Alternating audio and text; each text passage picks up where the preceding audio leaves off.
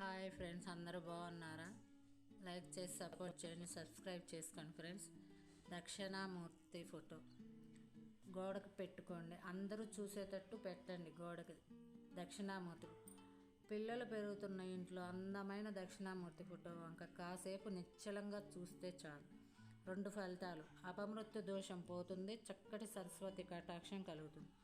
పిల్లలే కాదు, పెద్దవాళ్ళు కూడా, పూజ చేయలేని వాళ్ళు, ఆడవాళ్ళు, మంత్రాలయ్యి ఒకవేళ మంత్రాలయ్యి వస్తే చదువుకోండి. రాని వాళ్ళు కూడా 10 నిమిషాలు దక్షిణామూర్తి వంక 10 నిమిషాలు చూస్తే అపమృత్యు దోషం పోతుంది.